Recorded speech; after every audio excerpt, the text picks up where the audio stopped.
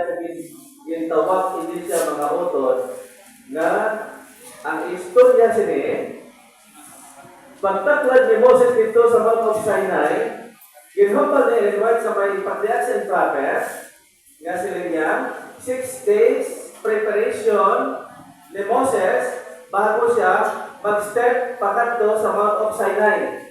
Sila ni Aaron, sa sunod man sa 6 days, nga wala pa si Moses naka-enter dito sa Mount of Sinai, sila niya ang Mount of Sinai, naglikop na ang ginatawag nga unak. O kung panganod, kat ang bilog niya bukid, nalibutan git sa ginatawag nga panganod. Kat sa sunod sa anong kaadlaw, siling ni Aaron, 6 days na preparasyon ni Moses, nagpakilala. Sa sunod sa anong kaadlaw, si Moses nagpantala git, nagkilala git sa iyang pagkasuay sa Ginoo. Kinkilala niya git yung kabalingod na makasakala sa Diyos. Kag ginakilala niya gid nga sila pagtukad niya dito sa bukid, si Moses mga utod magpakikistorya sa Ginoo kay may mission niya dito niya dawaton ang the art of covenant o kon ang ginatawag kasuguan sa Dios. Okay. Sila niya pag-enter niya gid mga utod dito sa Mount of Sinai na abot siya sa ginatawag 40 days and 40 nights dito sa Mount of Sinai. Sila na Aaron plus 6 days na preparation. Sila niya 40 nights and 6 days ang natabo tanan nga pagpasilmog sa Ginoo sa kay Moses. Apang sila niya sa likod sini, ini katawhan nga nadamo-damo nga mga taga-Israelite halin sa Egypt. Mga utod. Nagkatugmad, kay sila niya nga wala yapon si Moses pa. Tinanan, 40 nights and 40 days plus 6 days. Nawala na si Moses na nakahatag instruction, ang nabilin dito mga utod si Aaron. No, si Aaron. Ang hindi mo siling taga-Israelite mga utod, sila niya, para na may Diyos kita na isimbahon, sila niya, magkakadto kita sa atong high priest, magkakadto kita kay Aaron, kag si Aaron mga utod, sila na rinway, nagdeklara, ang istorya ni Aaron, makita sa Prophets and Kings, page 370, nga sila niya, Aaron wickedness and failed the people. Nagpakilala, sila na tayo, indeklara na sila niya, nagpatyag si Aaron sa kaluyahon, sa kakugman, kagkahadlok, nga sila niya sa katauhan sa Israel. Sila niya, si Aaron, sa iya nakabuhi, iya ginadipinsahan nga basi pala kung sakiton siya o kung nahaglokan si Aaron, sinaklatay, sa iya nakaluwasan, araw ng balong, for his own safety. Ya, instead, sila niya si Aaron tani nga magtindok, standing, sila niya for the honor of God, sila niya pero sa baito sina, si tungod sa kahadlok, sa kaluyahon ni Aaron, nagpasubot si Aaron sa ginadikta sa mga taga-Israelite, nga sila niya, kay wala si Moses, wala yapon ka mensahe, sila niya, dapat magpahimo kita sa ulo sa baka na akong i-worship. Ako na ito po, babasa sa Patriarchs and Prophets, kag sila niya, ang ginhimo ni Aaron mga utod, siya ang nagdeklara, nga sila niya, sige, tungod kay nahadlok si Aaron, Aaron record, kumpal ni Aaron White, tungod kay nahadlok si Aaron, sa iya nakabuhay, sa iya kaluwasan, sila natay, naghampal si Aaron, nga sila niya, mga utod, ang inyong mga singsing, mga aritos, mga bulawan, dalaan nito sa akong atubaran, kay sila niya, akong inahimuon nga baka. Pero ang pamangkot na di mga utod ang muli. Ariyan.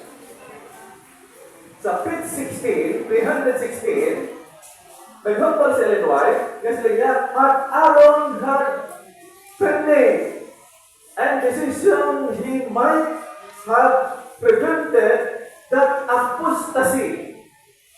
Ano ko no? Niya, kung si Aaron may nalikong kag-desisyon, sila niya, napunggan niya tani ang mga gina-implement sa mga taga-Israelite. Nagpakilala, isa si Aaron the high priest, pero sila na Illinois, wala sa iya nakautot ang fairness.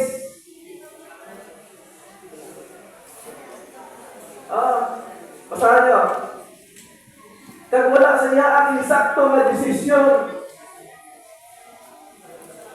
Kundi, ara sa iya ang ginatawag mga autor, gano? Nga sila si Aaron, may kalikon, tali sila niya, wala tali ni Aaron na pasugtan ang taga-Israel na magpahimo sa baka nga bulawan na ilang i-worship. Ang kumagpot ang ulit, Brad, na ang nagpasugod si Aaron na magpahimo sa baka kay anak sa batas ng Diyos at siya isa ka high priest na ang nagpasugod si Aaron na magkaroon silang apostasy. Ako sa leksyon na ito. Ang silid ni Illinois, tungod kay si Aaron na hadlock na base kung ang iya nakabuhi matula sinakatay habang wala si Moses. Ipasugtan, pero mga utod, nagkaroon sila na tawag apostasy. Wala si Aaron nagtindog sa insakto. Nga tama, naging mga utod at yan nakita na mali sa kubangan sa Diyos, pero napasugod si Aaron na magpahimo silang larawan sa ulo sa baka. Paano ang leksyon? Ang leksyon mga utod na may hindi ikatulugan na isa ka pastor, isa ka elder, isa ka matutog sa iglesia. Sila ni Illinois, ang kalikon sa kauturan sa mga panahon seasonal. Kaya, kung basahon ta ang Patriarchs and Prophets, ang bilog na chapter sa 316, nagambal si Illinois, na ang katutong kakalikon sa tagsa ng mga kauturan bisan pang mga leader subong ang panahon sila nga seasonal. Kangay ni Aaron, sina nga time si Aaron wala nakatindog sa iya prinsipyo nga hindi makalabag sa batas ng Diyos. Ang buong siliman mga utod amo ini. Ginpakilala sa Diyos, ginpakita sa Diyos nga bisan isa ikaw ka high priest. Si Aaron nagtalikod, nag-pressure, nagpasugod, na maghimo sa labag sa mata sa Diyos, na amo ining ila i-worship. Pag-abot ni Moses, mga utod, amo atong kabandanan, nga ginlangkos ni Moses ang napulo na tapik-tapik sa bato, ang napulo kasugos na tapik-tapik sa bato, kay naakit sa kay Aaron, kag naakit sa bilog ng mga taga-Israelite, kaya pag-abot ni Moses, ako na ini ang nadagpan. Pero ang record, naghambal, na sila niya mga otot, maso ni Moses, pudpud ni Moses, abon ni Moses, mga otot, ini siya ang ulo sa baka na bulawan. Dito, mga otot, sa may sakop sa Saudi Arabia. Kaya dito kita po sa may Mount of Sinai. Ang Mount of Sinai, subang Saudi Arabia. Nakauna-una ako kagabi kung ari pa kita, may pwede na ang mga panggulawan pala. Pwede pa ito nila pa itaot, galing hambal sa record, sa Illinois, abo ito ni Moses nga hindi makita na inapagawag. So, kung mga dalang panggulawan, ayaw na ito pag-interesahan. Okay, anong punto bago mo magpungko? Ang punto mga autor, subong ang panahon, kinapresent ni Jesus Christ, siningapsan ng mga adlaw, na nadamo-damo sa mga usod, nga sa uli ng hindi mga tindog. Sama ni Aaron. Ang pumagpot ang muli, Brad, kamusta ang kaluwasan ni Aaron? Maluwasa hindi. Pangutod sila ni Illinois, si Aaron, after naging pudpud ni Moses ang ipatindog nila sa Israelite ang baka, si Aaron nagkaroon ng tuman ng pagpinusyon naging batong sa Diyos. Si Aaron, makaantong niya ang karuwasan. Ang leksyon ng mga mo ini, Kung may ara man kita karon mga depekto sa atong kabuhi, kaya atang bugay, ginabaton kita gapon sa Diyos na pinagtigluan. Pero, ang leksyon ni Aaron mga utod ng isa sa ka-high priest, waay nagapakita sa imo sa akon, natutok na sigong sa iglesia, na ikaw makatindog sa tawag na universal sa Dilo sa time sa Sunday worship. Kaya alam nila ang pakingabot.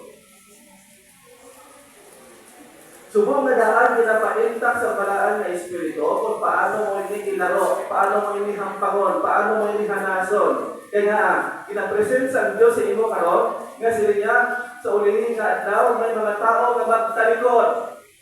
Hindi sa mga tindog.